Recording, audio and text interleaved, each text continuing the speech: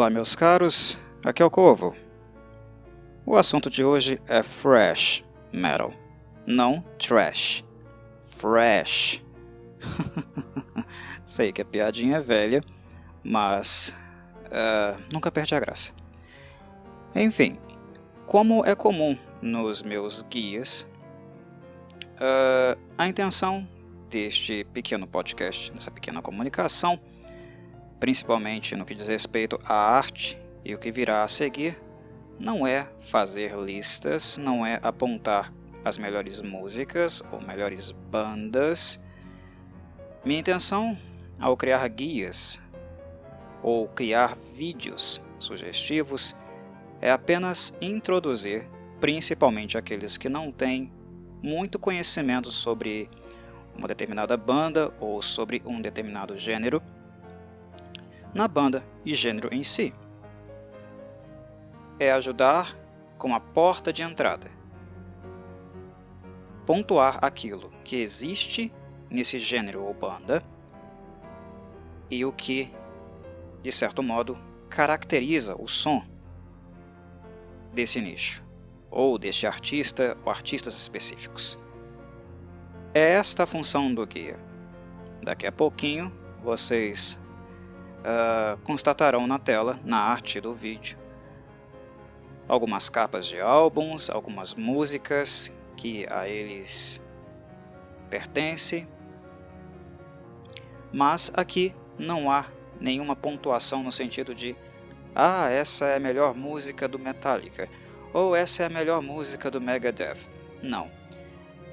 Essas sugestões, essas pontuações de faixas e bandas é apenas uma direção que eu faço para que as pessoas tenham um conhecimento maior, mais apurado, aguçem seus ouvidos para captar, ter um tato maior com todas as nuances do thrash metal, porque embora o thrash seja um gênero da música pesada, o início, eu diria, da música extrema ou do metal extremo, não avalio que o extreme metal começa no death metal, no black metal, muito pelo contrário. A agressividade extrema já se encontra aqui no thrash metal, mas apesar de ser um gênero caracterizado pelo andamento rápido, pela agressividade, principalmente pelo seu setor rítmico, as bandas em si, e dependendo do lugar que elas estão no mundo, se elas estão nos Estados Unidos, se elas estão na Europa ou na América Latina, elas acabaram recebendo influências regionais. E influências regionais que ajudaram também a moldar o seu som. Então, por mais que nós tenhamos um grande gênero chamado thrash metal, muitos dos músicos mais tradicionais que fizeram parte deste movimento foram influenciados por fontes diferentes. Algumas fontes que inclusive não foram a influência do principal gênero que inspirou a criação do thrash metal, que é o heavy metal tradicional, principalmente o heavy metal britânico. Se há uma linha de continuidade, se nós podemos apontar uma fonte, uma origem para o thrash metal, essa fonte é a New Wave of British Heavy Metal, que tem no Iron Maiden seu principal expoente, mas que contou com várias e várias outras bandas. Ou então, bandas que foram inspiradas pela New Wave of British Heavy Metal e que não necessariamente fizeram parte dela por não serem britânicas, como é o caso do Merciful Fate, banda que inclusive teve um impacto sonoro gigantesco na sonoridade do Metallica. Mas a fonte em si, repito, é a New Wave of British Heavy Metal. E como se deu essa progressão? Principalmente no final dos anos 70 para o início dos anos 80 e seguindo para a metade, o final, nós observamos uma certa tendência no metal, de maneira em geral, de extremar. E eu digo isso tanto no que diz respeito à sonoridade, a como as bandas estavam soando, e também na parte lírica. A New Wave of British Heavy Metal tornou extremo o metal clássico, aquele som pesado das bandas que se auto-intitulavam bandas de heavy metal dos anos 70, a começar pelo Black Sabbath, ou também aquelas que não cunharam o termo, mas gratamente aceitavam a terminologia de heavy rock, bandas de heavy metal, heavy rock dos anos 70. A New Wave of British Heavy Metal é uma continuidade natural daquela sonoridade, mas extremando aquela sonoridade. Um som ainda mais pesado, mais grave, ou mais agudo, especialmente nos solos, que se tornaram mais rápidos também. E uma música também mais agressiva. É um movimento de extremar e aumentar principalmente o andamento daquele estilo. E o que o thrash faz, por sua vez, é tomar esse aumento, esse incremento, essa tendência extrema da New Wave of British Heavy Metal e torná-la ainda mais rápida, ainda mais agressiva e procurar, de certo modo, chegar mesmo no topo do extremo, na pontinha, na borda do abismo, e olhar para baixo. E olhando para o abismo, dali vem toda a influência, todo o material que serve como conteúdo lírico para essas bandas. É o caos, completo caos. O thrash não é um gênero adequado para quem está começando a ouvir rock, ou para quem está começando a ouvir metal. Definitivamente não. Porque para iniciantes é um estilo muito, muito agressivo, nem um pouco aberto, receptivo para ouvintes que não têm nenhum tipo de contato ou experiência com a música pesada. Não é receptivo. Para se ingressar no thrash metal, para apreciar o thrash metal, é bom que o ouvido esteja um pouquinho mais treinado, acostumado com uma base rítmica um pouco mais lenta, com solos um pouco mais melódicos, para que aí sim o ouvinte entre nesse frenesi, nesse andamento gigantesco, rapidíssimo que o thrash metal possui, que é rápido na base, na parte rítmica, que é rápido nos solos, para que aí o ouvinte consiga ouvir nota por nota, não consiga ser atropelado, não seja atropelado, né? Por esse frenesi que é o gênero. E antes que alguém pense, que alguém julgue preconceituosamente que o thrash é barulho, é muito comum, né? Principalmente pessoas que não conhecem a música pesada ou a julgam de alguma maneira preconceituosamente. É muito comum pessoas dizerem, é só barulho, é isso, não sei o que. Se vocês estão escutando apenas barulho, é sinal que o ouvido de vocês não está muito bom. Porque uma das bases, uma das essências do thrash metal, a raiz do thrash metal, não é apenas a agressividade, aumentar a velocidade do metal tradicional.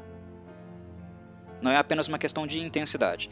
Intensidade faz muito, mas muito parte do que a essência do thrash metal é. Mas tem outra coisa que é muito importante aqui, e que lá nos anos 80, principalmente nas três principais cenas americanas, né?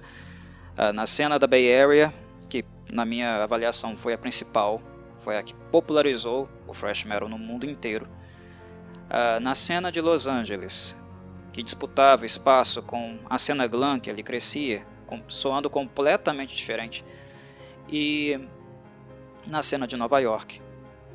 Nessas três cenas, o que era regra, o que era norma para ser uma banda de thrash, definitivamente era tocar bem. Não basta ser músico. O que essa garotada, esses adolescentes e jovens adultos procuravam era tocar agressivamente, era chocar os Estados Unidos da época, com suas letras, com sua agressividade, com a sua sonoridade, mas sem serem medíocres. E medíocres eu estou dizendo no sentido de serem médios, mais ou menos, não. Para estar numa banda de thrash, você teria que tocar muito, muito bem. É uma lógica que se aplica, e isso é bem visível em praticamente todas as bandas, aos instrumentistas. Os guitarristas têm que ser foda, os baixistas têm que ser foda, e os bateristas têm que ser ainda mais foda que todos eles. Eu acho que, por ser um estilo muito rítmico, em termos instrumentais, o que o thrash metal nos deu, com mais qualidade, os músicos mais notórios do gênero definitivamente foram os bateristas. No caso dos americanos, o Lars Ulrich, do Metallica, é bem conhecido. E está longe de estar entre os melhores bateristas do thrash. Mas longe, mas muito longe. É uma coisa que, inclusive, os fãs do Metallica se ressentem. Mas isso não quer dizer que o Lars era um baterista ruim. Ora, o Metallica foi a banda mais famosa da cena thrash, né? E muito em virtude também do que ele contribuiu, da gerência dele e tal. Não é querer desmerecer o Lars. É que para o nível dos outros bateristas da cena thrash e o que eles faziam tecnicamente, o Lars é comum. Em comparação com eles, o Lars é comum. Mas ele é um bom baterista, né? Um baterista histórico. Isso dá a vocês, né, essas piadinhas, essas provocações, né, sobre quem toca melhor. É muito comum essas brigas, provocações, essas intrigas na cena thrash, porque o que havia aqui, sem dúvida, era um ambiente de muita competição. Muita competição. E eles competiam para tocar bem. Então, qualquer comentário no sentido de é só barulho, é uma música desconexa, tudo soa igual, chequem os seus ouvidos, porque se há uma coisa elaborada no thrash metal, definitivamente é a parte instrumental, só que é agressivo demais, muito agressivo. Aqui não tem danete, danoninho, né, suco com pera. É um gênero muito agressivo. Por que ele é agressivo? Esse também é um pulo do gato. Esse também é um aspecto muito importante de ser dito. Para entender por que o thrash é tão agressivo, é necessário olhar para a vida dos membros das bandas em questão. O thrash é um gênero que nasce na margem. É um gênero marginal, como praticamente todo o metal, todo o rock foi. Gênero de margem, gênero marginal, principalmente da classe média. Mas no caso do thrash, ele era mais marginal ainda. Os moleques que começaram e que montaram essas bandas, eles basicamente não tinham muita perspectiva de vida. Eles eram oriundos, né, de famílias completamente disfuncionais, famílias inclusive com níveis de violência doméstica e coisas assim, né? A história do Dave Mustaine, por exemplo, ajuda a entender de onde vem grande parte da agressividade dele. A agressividade dele, que primeiro ele imprimiu no Metallica, ajudou com algumas faixas lá do Kill 'Em All, embora ele tenha sido despedido da banda antes, mas depois ele transferiu isso com mais raiva ainda, né, pela demissão, para o Megadeth, banda que ele montou para se vingar do Metallica.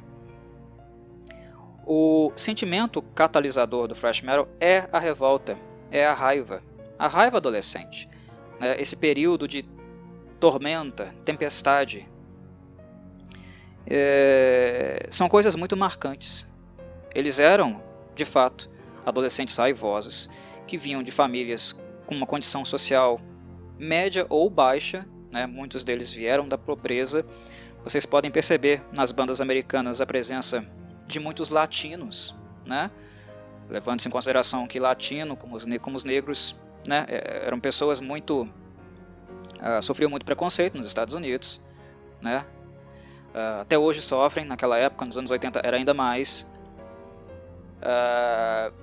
Os empregos que esses garotos tinham não eram empregos com grande remuneração.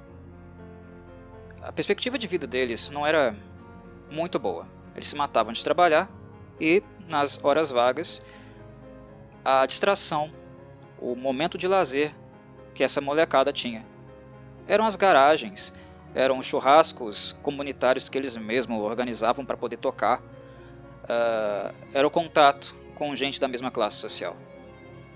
E era um contexto bastante em ebulição. Havia muita raiva contida. E em contraste com os costumes da época, o status quo dos Estados Unidos da época, esses adolescentes, esses jovens adultos queriam gritar. Eles queriam gritar. Eles queriam se rebelar. Mas já que não dava para fazer isso efetivamente, concretamente, né, nos espaços urbanos da cadeia, eles seriam presos, né, ao invés de quebrar lojas, carros, ou entrar na criminalidade, eles foram para as bandas. Eles procuraram as bandas. Eles foram procurar um porto seguro no metal. E assim, a partir disso, começou a nascer, a frutificar os primeiros momentos do que viria a ser o thrash metal, né? A arte, mais uma vez, servindo como um espaço de elaboração dos sentimentos negativos, destrutivos, criar algo produtivo, positivo a partir disso aí. E eu também lembro a vocês, algumas pessoas devem pensar nisso e com razão, também do movimento que havia no mundo, em sentido global, de muita animosidade. Anos 80, é impossível a gente não falar de Guerra Fria. A tensão, as conspirações, as mentiras, o medo de uma outra guerra mundial, né, que saísse do escopo midiático, mas que se materializasse realmente, né, em ataques territoriais. A Guerra Fria, a oposição entre Ocidente e Oriente, isso também fazia parte do imaginário dessas pessoas. E essa ânsia, esse medo, toda essa conversão do horror do passado, do presente, ou de um horror do possível futuro, isso também foi parar nas letras do thrash. O thrash reúne na parte lírica e com ampliação da parte instrumental, né, do extremar da parte instrumental, amplificação dessa percepção, apresenta o caos, com completo caos. O thrash é a música da rebeldia, é a música de quem quer se rebelar. Mas aqui não é um movimento muito intelectualizado. Percebam, não é intelectualizado. Até porque o grau de erudição nas ciências exatas, humanas, naturais, dessa galerinha aqui, não é muito grande. Eles não eram grandes pensadores, né? Não é um movimento musical intelectualizado, longe disso, né? O punk, por exemplo, era mais intelectualizado que o thrash metal, ou até mesmo que o heavy metal. O problema do punk é que musicalmente era um estilo que não entregava, né? Não há erudição musical no punk. O punk era uma expressão artística, né? Uma expressão musical mais de questionamento, de crítica, né? Mas era um movimento de subir no palco, falar da realidade, criticar a realidade, era político, né? Mas é de maneira bem mais intelectualizada. O que o punk tinha de intelecto falta no thrash, mas o que o punk era paupérrimo em termos instrumentais, qualquer pessoa podia tocar punk, não é necessário saber tocar música. Inclusive a pobreza da parte instrumental foi o que de fato não me fez ser um grande apreciador do punk, né? Eu não sou, nunca fui. O que faltava em termos instrumentais aqui no thrash metal era obrigatório. Tem que tocar bem. Tem que tocar bem. E essa questão da rebeldia, de se rebelar e usar o palco como um lugar para se queixar ou um lugar para fazer ataques ao governo, a políticos corruptos, eu estou apontando aqui que isso é uma continuidade. Isso já existia no punk. Só que no thrash é diferente. Porque às vezes a crítica não é apenas esclarecida. Muitas vezes as bandas subiam no palco apenas para extravasar a raiva que todos eles sentiam, né? Depois de uma semana pesada, depois de muitos problemas, de violências do dia a dia, né, nos bairros que eles viviam, depois daquela semana vivendo com a faca no pescoço, ir para um show de thrash era a maneira dessa galera extravasar tudo, tocando ou mesmo na plateia. As críticas que o thrash faz não são muito profundas e não apontam muito para possibilidades de mudanças ou emancipação a nível social. Não. Mas se há algo que o thrash reflete muito bem nas suas músicas, nas suas composições, é o caos, completo caos social, a violência que existia nas classes mais pobres, os genocídios do passado e a possibilidade, né, a temerosa possibilidade de que esse inferno na Terra não tivesse um fim, que o futuro ainda reservaria coisas abomináveis como aquelas que as bandas de thrash apresentam na sua parte lírica, nas suas letras. Então nós temos críticas a governos aqui, nós temos letras que ambientam guerras, né, genocídio, críticas a fundamentalismo, intolerância religiosa, massacres em nome de Deus. Isso é o tapete lírico de composições do thrash. E por isso mesmo eu disse, não é um gênero de entrada muito acessível para pessoas que não estão acostumadas com isso.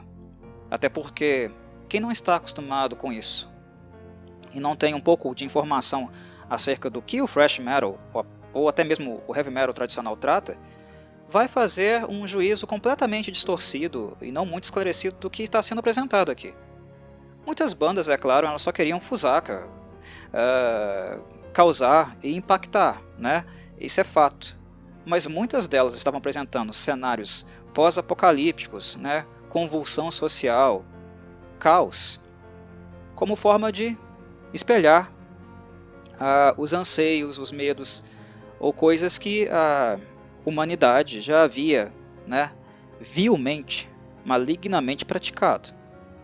Então, o thrash, em termos líricos, é um retrato daquilo que há de feio, né, da escória da sociedade, principalmente a escória política, né, os homens que deixam a sociedade morrer de fome, né, que matam as pessoas de trabalhar e enriquecem às custas das pessoas, que causam guerras única e exclusivamente por interesses mesquinhos, que diz respeito apenas à classe deles, enquanto soldados, pessoas civis são mortos, trucidados nesse processo.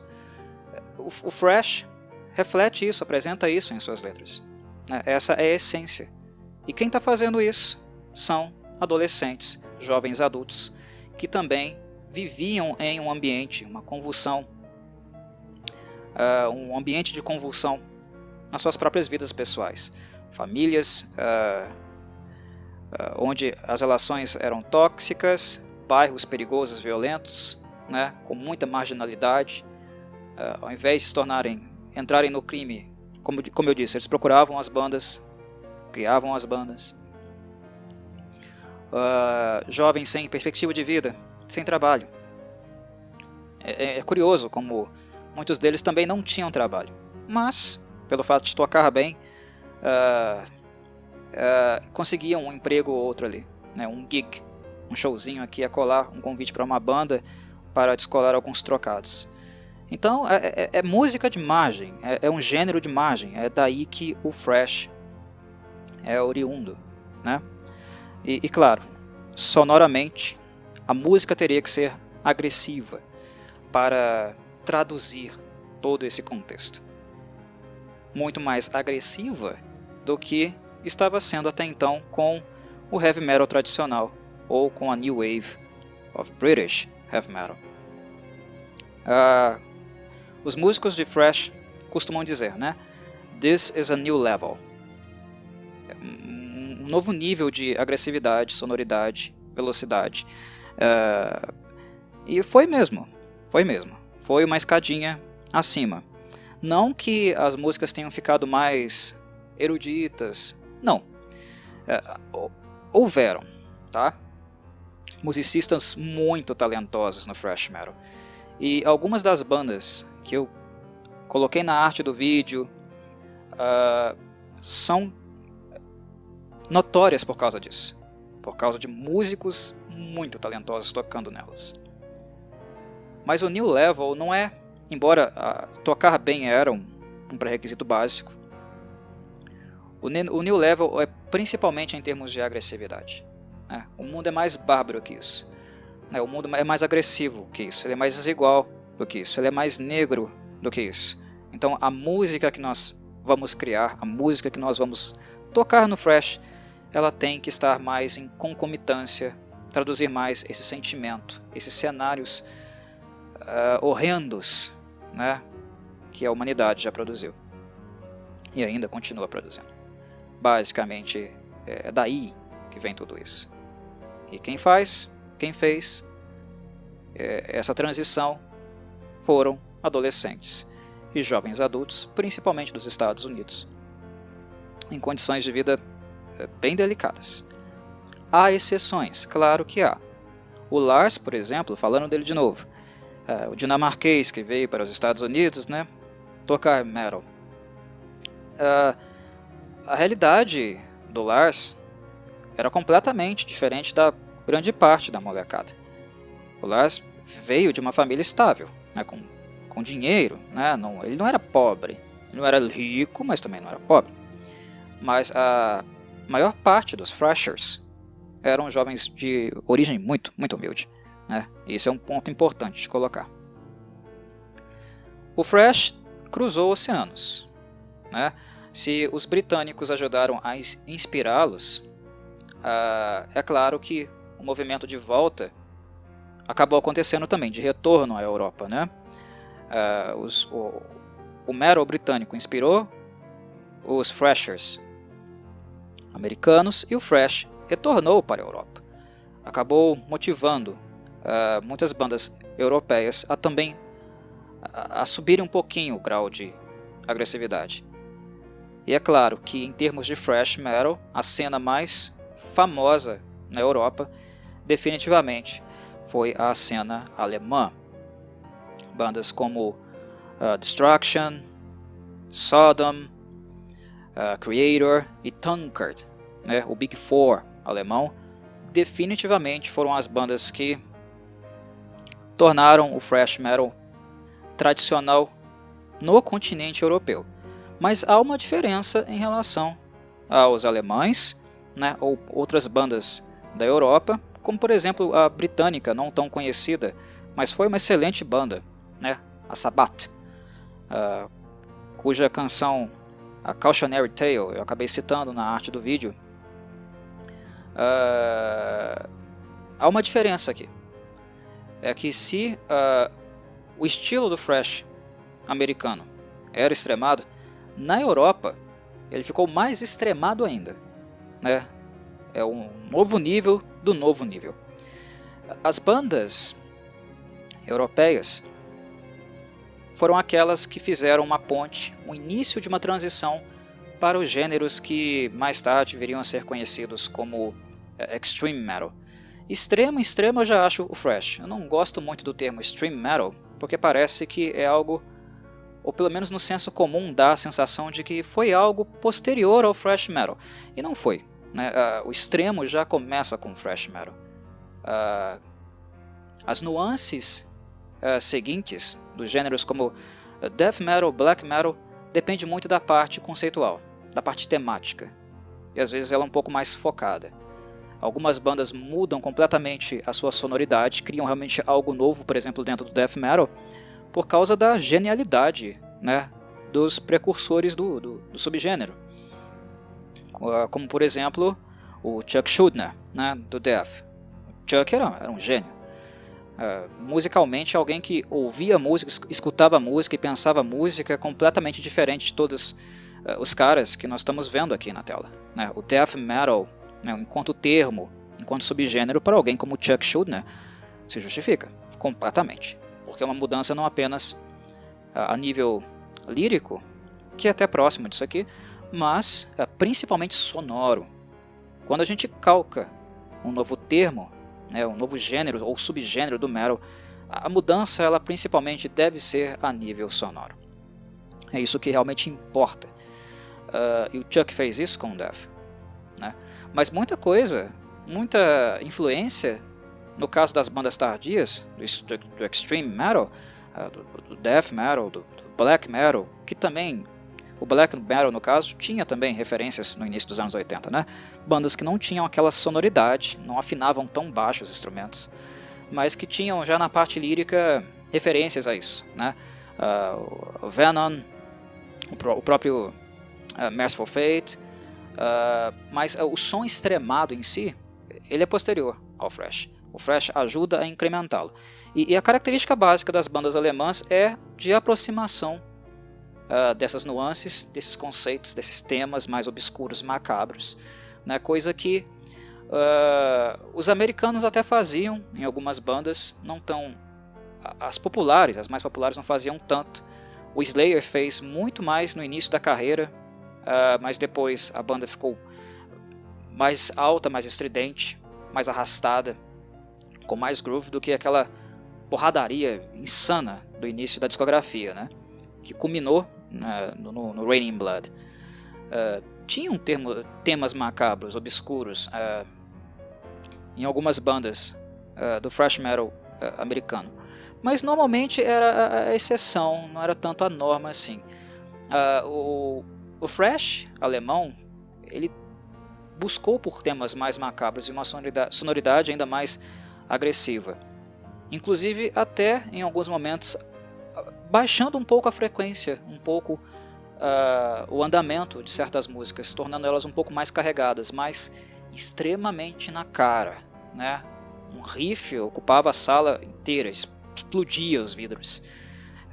O thrash alemão, ele é mais agressivo, ele é mais macabro, ele é mais intenso, digamos assim, do que o thrash alemão, não necessariamente por causa da velocidade, mas por causa do clima criado, da ambiência dessas músicas e dos temas, que são bem mais obscuros também, que eram utilizados nessas bandas, né?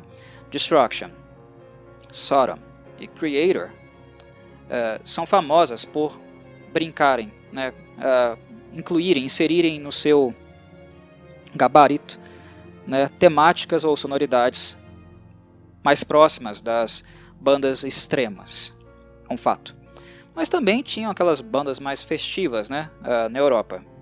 Eu acho que do Big Four alemão, a Tankard é o exemplo mais óbvio de todos, né? Tankard era uma banda completamente festiva, mas festiva mesmo, né? A Tankard é a banda alemã que mais representa o alemão médio, né? O típico alemão, bebedor de cerveja. O Tankard é a banda de thrash alemão perfeita para você ir para uma cervejada. Não à toa eles têm um nome tão sugestivo assim. É a banda da birita, né? A banda alemã da birita, ou seja, da cerveja alemã.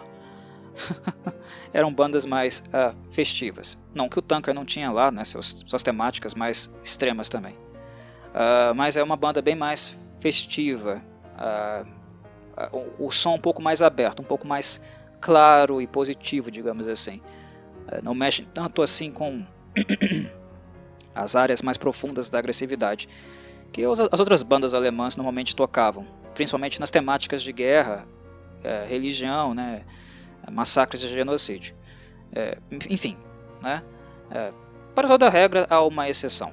Mas basicamente o que as bandas alemãs, que são uma consequência do movimento thrash, inicialmente americano, deram continuidade ao gênero, mas inserindo elementos próprios, elementos mais do seu contexto,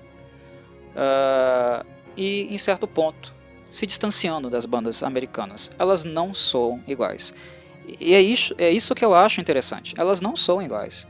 Se você coloca um disco do Metallica, do Megadeth, e depois vai ouvir o Creator ou a Destruction, é thrash, você percebe que é thrash, mas é diferente. Soa diferente, né? O timbre é diferente, o andamento é diferente, a intensidade é diferente.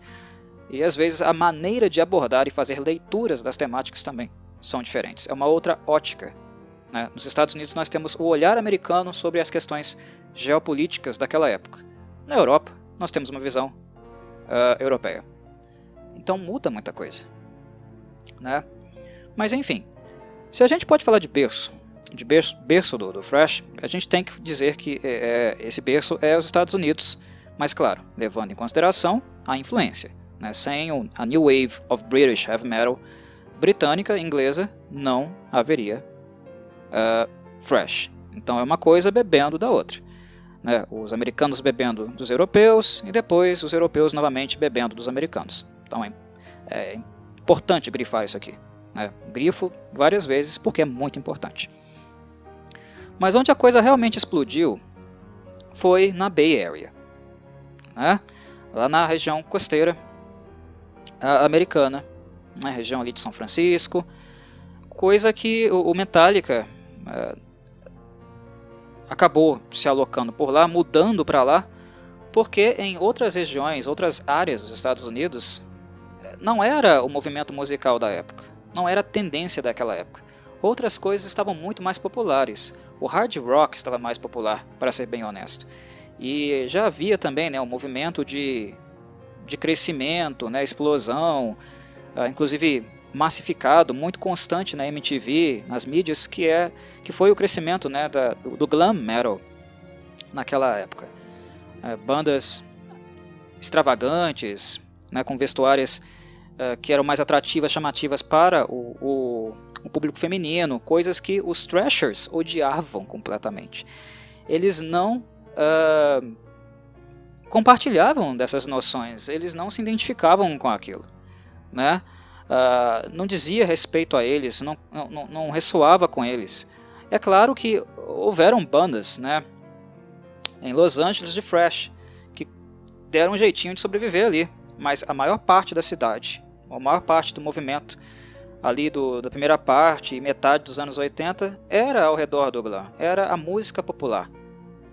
O que nos leva a concluir também, né, que o thrash nunca foi um gênero do metal ou da música pesada popular, jamais foi.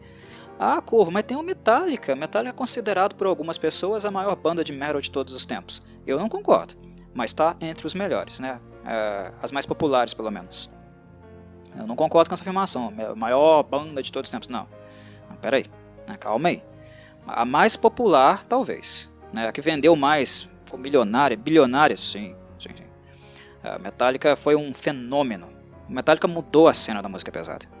A relevância histórica do Metallica é gigantesca, né? Não há como negar isso. Mas o mar não estava para peixe naquela época, né? Principalmente em Los Angeles.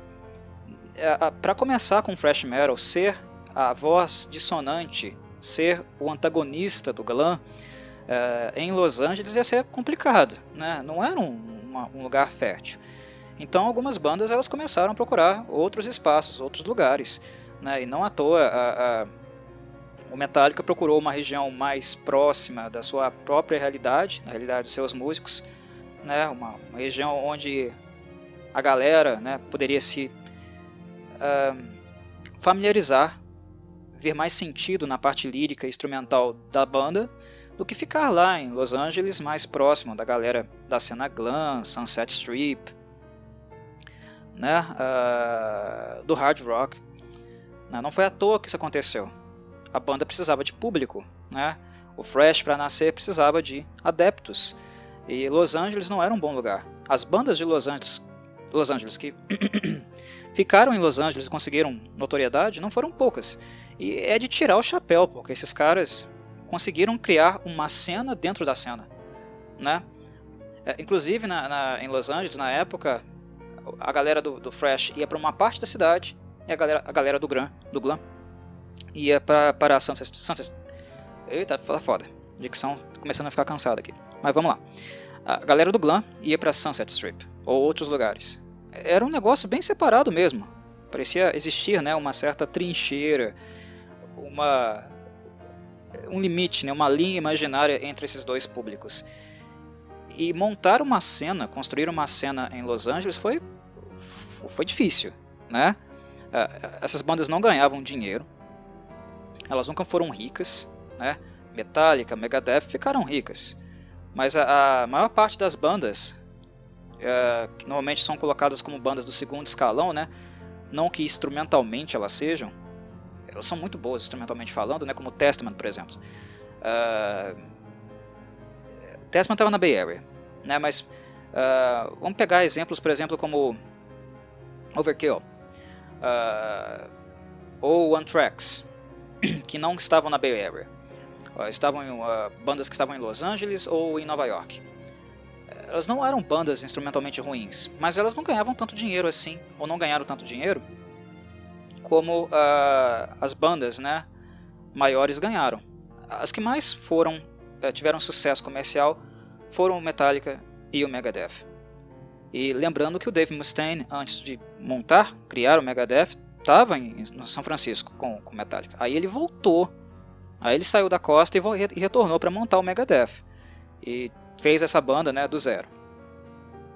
Mas de maneira em geral, o que dava dinheiro na época era o glam, era o hard rock, né, era aquilo que conseguia vincular a imagem dos músicos a outros produtos, né, ou conceitos, noções, visões de mundo bem artificiais para estar na MTV, né, de maneira segura, não causar tanto choque assim.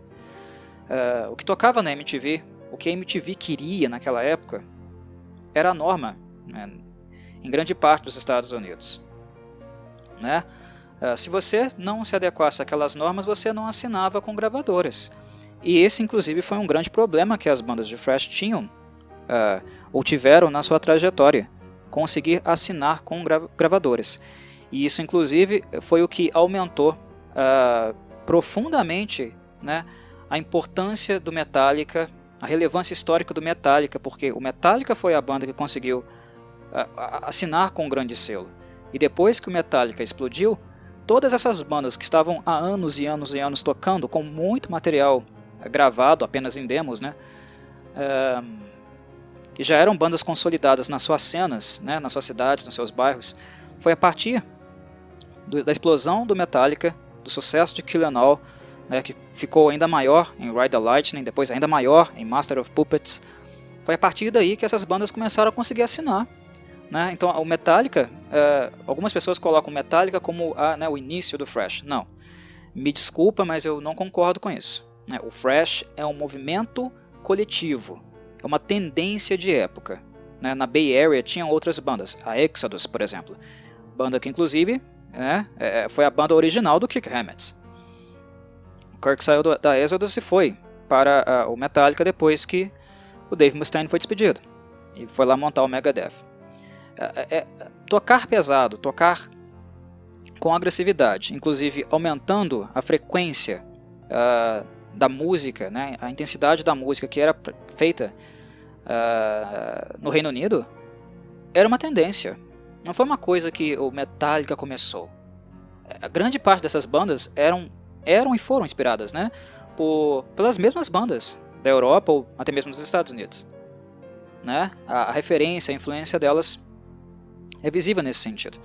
a sonoridade do Metallica não era tão distante assim da sonoridade da Exodus, da banda de onde veio o Kirk, né? De onde veio o Kirk Hammett. Então, o início, a origem do thrash é uma origem coletiva, foi um movimento de época, né? Os jovens estavam pensando musicalmente assim, estavam nessa frequência, nessa sintonia naquela época. O que é, de fato, responsabilidade do Metallica foi mostrar toda essa galera para o mundo, tirar essa galera da marginalidade musical, torná-los conhecidos ou despertar o interesse do público nessas bandas, que só tocavam ali em casas pequenas, né, em churrascos, porque eram ultrajantes demais e causavam muito caos, como era o caso da Exodus mesmo, né? Do Paul Baloff, o Gary Holt, arruaceiros de marca maior, excelentes músicos, né? Thrashers, principalmente o Gary, tocava muito, mas eram arruaceiros. Eles não iriam conseguir tocar em em lugares minimamente civilizados. Mas o que despertou interesse nessas bandas e tornou essas bandas conhecidas foi o Metallica. Foi o sucesso do Metallica, porque quando o Metallica começou a vender, e vender muito, as outras gravadoras queriam outros Metallicas, né, para assinar com os seus selos. O mesmo nível de popularidade, dinheiro, visavam o mercado, né, visava ter lucro com essas bandas também. E as opções eram essas, né?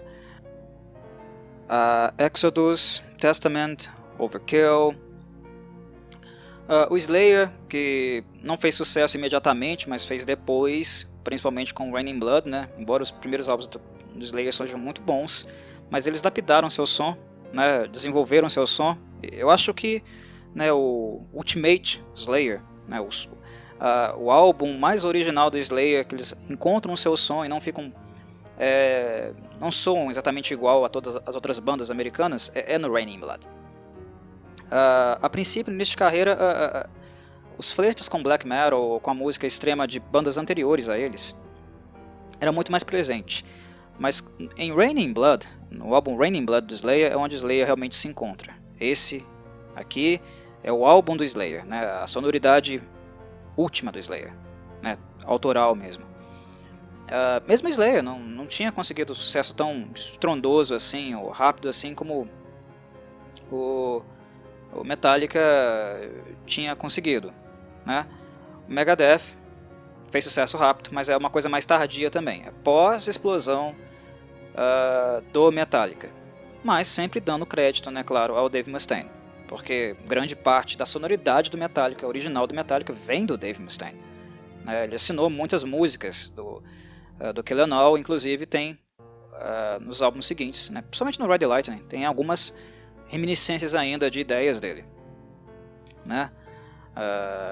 Basta ler o encarte, os créditos das músicas, que vocês vão se dar conta disso, né? Mas enfim, haviam outras bandas e elas começaram a ser procuradas após o sucesso do Metallica. Então essa relevância histórica do Metallica para o thrash é muito, muito importante, né? O Metallica levou o thrash ao seu, digamos, Elísio, né? ao paraíso, deu alguma possibilidade de projeção para todas as bandas americanas, e depois com o Black Album se tornando um pouco mais radiofônica, né? Ela passou uma rasteira em todas elas também.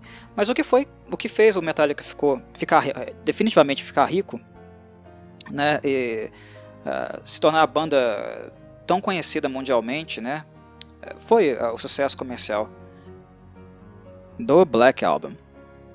Mas ao mesmo tempo que o estrondoso sucesso do Black Album mudou o Metallica de patamar, afastou a sonoridade da banda do thrash tradicional, né? E em termos mercadológicos, acabou por diminuir também o interesse do mercado americano nas outras bandas, né? É uma questão mesmo de novas tendências surgindo, coisa que Metallica, a sua mudança drástica, né, meio que contribuiu um pouco para isso, para que o interesse nas bandas de thrash, do mesmo modo que cresceu, passou a ser diminuído. Muitas bandas de thrash tentaram amenizar um pouco seu som, suas temáticas, suas letras, para seguir no mesmo caminho que o Metallica. Não deu muito certo, não. E muitas acabaram voltando à sua essência, porque tinha uma base de fãs formada. Se eles não poderiam ficar milionários e ricaços como os membros do Metallica ficaram. Pelo menos eles tinham uma base de fãs bastante leal até hoje. Né? Um público pequeno, mas que dava a eles um mínimo de estabilidade para ter um emprego na música. Né? Pagava as contas, levava comida para casa. Muitos optaram por continuar com sua base de fãs e não dar com os burros na água, fazendo o mesmo caminho que o Metallica, porque definitivamente não era um caminho que todos poderiam fazer. O Megadeth foi a banda que melhor acompanhou o Metallica em termos de popularidade. Não lucrou tanto, mas definitivamente foi a segunda banda, financeiramente falando, do ponto de vista financeiro, de mais sucesso da história do thrash. Dave Mustaine ganhou muito dinheiro, né? Embora as formações do Megadeth mudaram muito, devido ao fato do Dave ser um pessoal de difícil convivência, né? Ser um treteiro de marca maior. Dave, pessoalmente, é insuportável. Mas ele agregava sempre muitos valores musicais para a banda, né? Marty Friedman, por exemplo, um guitarrista fenomenal, né? Elevou a qualidade musical do gênero em muitos sentidos. A busca por lapidação musical, né, por crescimento musical, por erudição na música, no thrash, foi um movimento que o Dave Mustaine ajudou, mas principalmente alguns empregados dele, né, alguns contratados dele colocaram em prática pelas capacidades musicais que eles tinham, né. O Marty Friedman vinha de um cenário onde ele previamente tocou com o Jason Becker, né, na Cacophony. Eles tocavam música neoclássica. Era um guitarrista exímio, né, o Jason Becker e o Marty Friedman. Mas exemplos no thrash tinham muitos outros, né. O Alex Koenig, da Testament, é um fenomenal guitarrista. Ele toca qualquer gênero de música que vocês quiserem. Inclusive, o afastamento dele do Testament, ele saiu da banda, retornou, né? Hoje ele está na banda de novo, há muito tempo, há muitos anos. Mas o afastamento dele, inclusive, foi para explorar outras nuances musicais. Tocar coisas completamente diferentes, mais próximas do blues, do jazz. O Alex é um guitarrista de muito gabarito, né? Que inclusive foi aluno, nada mais, nada menos do que do Joe Satriani, né? Ou seja, o thrash ele também busca outras essências, né? Às vezes ele incorpora algumas outras coisas advindas de outros gêneros para essa música intensa, né? Incorpora essa música intensa, extrema, que nós escutamos aqui. O que faz com que as bandas tenham características muito particulares e nem todas soem da mesma forma. Algumas bandas tardias também trouxeram alguns elementos diferentes para a mesa. O Pantera, banda, né, do Dimebag Darrell, formidável guitarrista. Eu creio que no álbum Cowboys from Hell, né, é o álbum definitivo do thrash do Pantera. Até porque o Pantera não nasceu como uma banda de thrash, mas quando o thrash começou a fazer um pouco de sucesso e as aventuras, né, do Pantera no glam, eles nasceram como uma banda de glam, tá, gente? Acreditem se quiser, tem muita gente que não sabe disso. Mas inicialmente o Pantera foi uma banda de glam. Quando o thrash apareceu como possibilidade e ficou um pouquinho popular, os caras amaram a sonoridade, né? Não foi uma coisa, tá fazendo sucesso, a gente vai fazer também. Não, eles gostavam de música agressiva. Então a banda pulou de cabeça nesse gênero.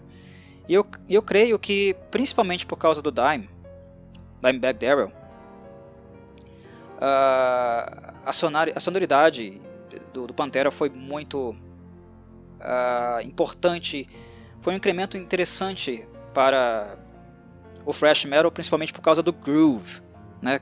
Groove era a cara do Dime. É algo que nós não ouvimos ainda muito no Cowboys from Hell, mas no Vulgar Display of Power, que para mim ainda é um álbum de thrash metal, né? Ainda é thrash aquilo, nós já percebemos um certo hibridismo. Há muito thrash, mas há também muito groove. Dime gostava muito de groove, né? A partir dali, o Pantera começou a se tornar uma banda mais de groove do que de thrash, dali em diante, né? Mas Cowboys from Hell e Vulgar Display of Power também são álbuns marcantes pela intensidade, por essa presença muito forte do groove, né?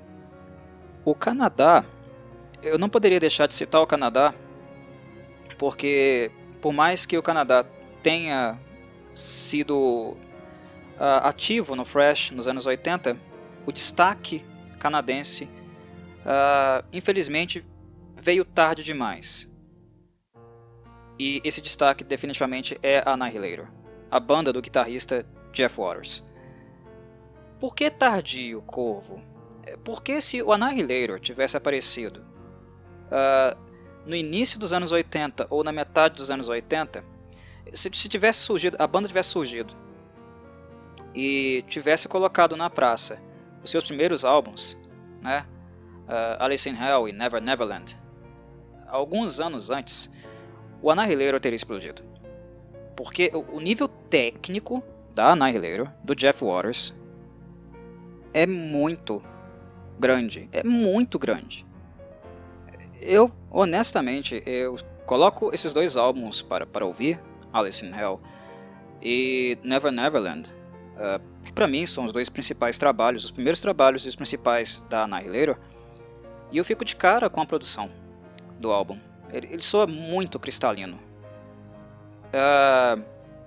Como as bandas de thrash inicialmente assinavam com selos pequenos, ou não tinham muito dinheiro, né, para grandes produções, os álbuns antigos de thrash, do thrash americano, normalmente a sonoridade deles era bastante suja. As composições eram incríveis, mas às vezes a produção, ou o selo gravadora pequena, não fazia jus ao que musicalmente aquelas bandas poderiam apresentar. No caso da Annihilator, por ser uma banda que apresenta seus trabalhos mais no fim da década, a qualidade de produção é muito melhor mesmo. E não à toa, o nível técnico que o Jeff Waters impôs à banda, né, aquilo que ele visou, acabou fazendo com que algumas pessoas identificassem ou chamassem o Annihilator de technical thrash metal, porque é muito técnico. E uma nuance que eu acho interessante na música da Annihilator definitivamente são as mudanças de tempo, as mudanças de tempo. É um flerte com uma tendência, por exemplo, progressiva de escrever música.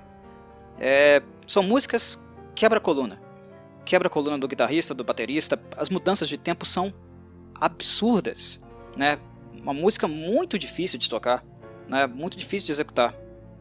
Exige técnica, conhecimento e físico. Os dois primeiros álbuns da Annihilator são fantásticos, formidáveis. E já é uma outra, né, uma outra nuance também, uma outra pegada, um estilo diferente. É uma banda diferente das outras bandas de thrash.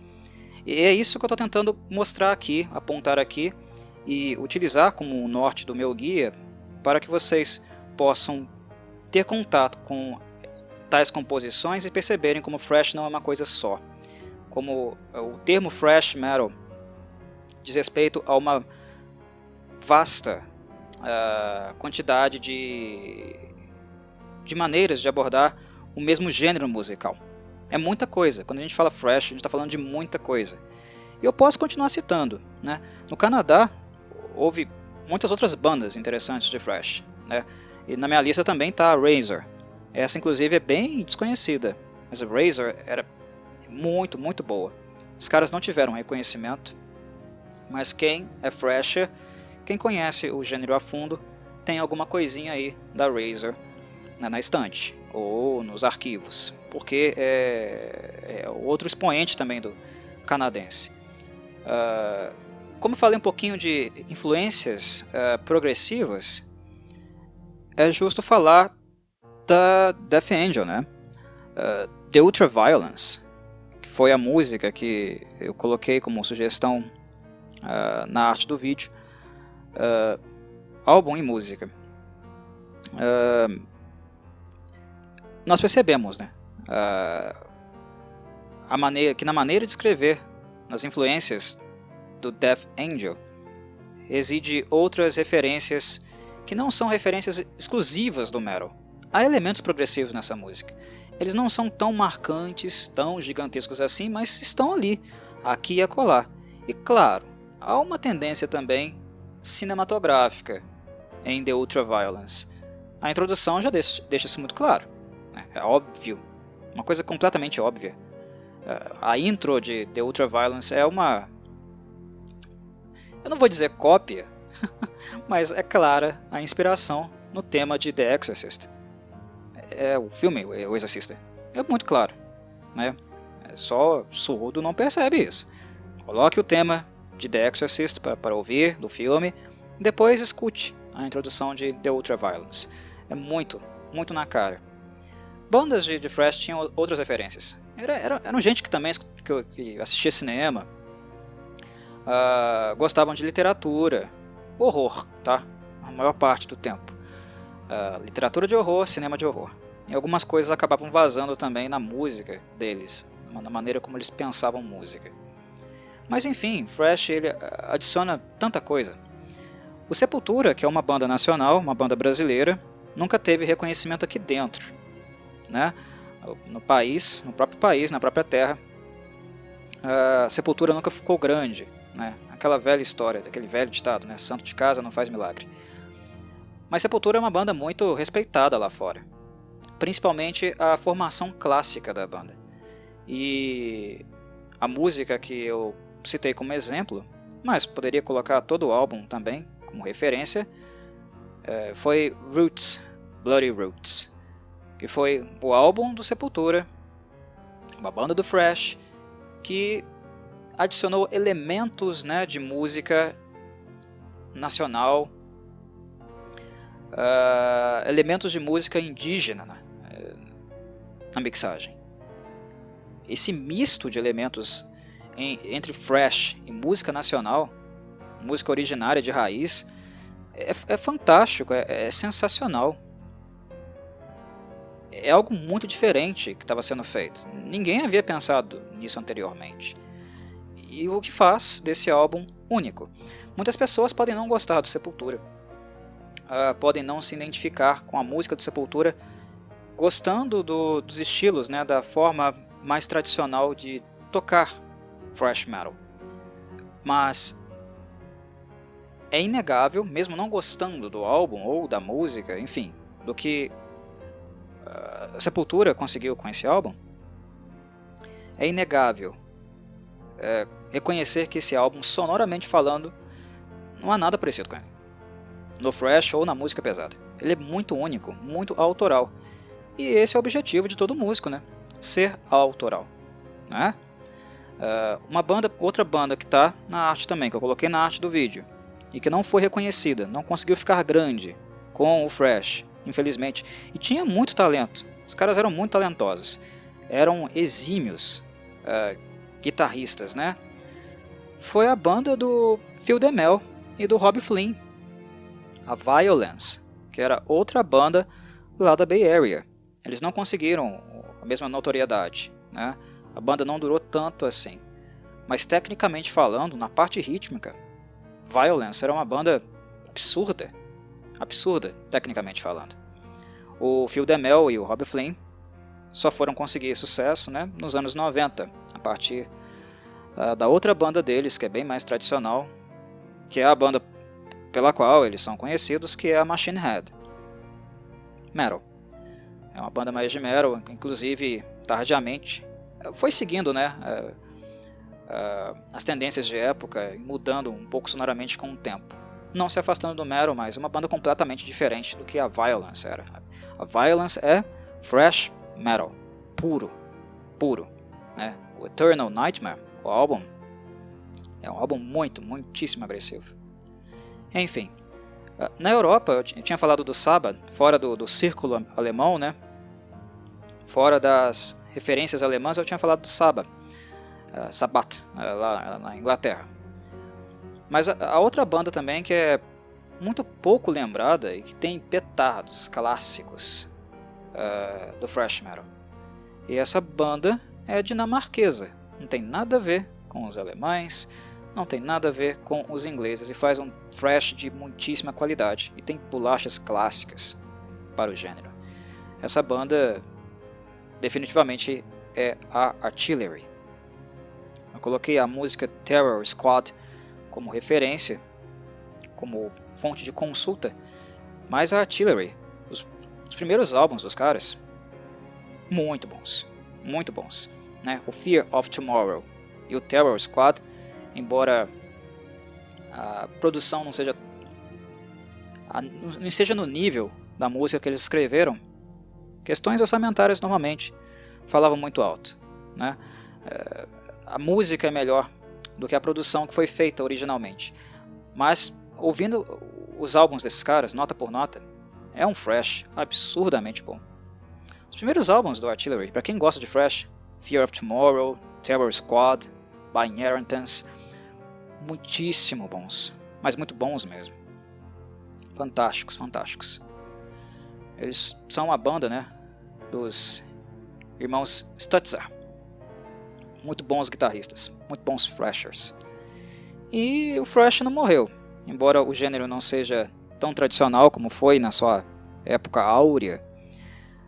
Nos melhores momentos comerciais, nunca morreu, porque os públicos do thrash sempre foram muito fiéis, como eu havia dito em algum momento do podcast. Eles acompanham essas bandas até hoje. Os papais, vovós, e os filhos que possivelmente continuam, né, seguindo com a tradição. Muitos desses senhores, né, desses jovens, hoje são senhores, já estão na senescência. O tempo dessas bandas não é um tempo que nós podemos dizer que será muito longo mais, né? A idade chega para todo mundo. E para tocar thrash com essa intensidade, um preparo físico ideal, adequado, é necessário. Thrash é música muito física, tanto para curtir quanto para tocar thrash. Tem que ter uma saúde muito boa, né? Então, as bandas clássicas, a tendência é que elas desapareçam, né, nos próximos anos, nas próximas décadas. Mas nem por isso o gênero morreu, ou ele está morrendo. Há algumas bandas boas aparecendo, surgindo, mantendo o thrash vivo ainda na cena metal, né? Ainda participante, presente nos principais festivais. Na arte do vídeo eu citei a Havok, mas tem outras. A Havok, de certo modo, ela ganhou destaque, né, na última década, devido ao estilo tradicionalíssimo de compor, de escrever, de pensar thrash metal. É mais tradicional do que muitas bandas das antigas são hoje. Né? Então foi um destaque merecido aqui, e que vale a pena conferir também. Havok tem um som, em termos de thrash, muito bom. Mas é isso. Abraço a todos e saudações corvides.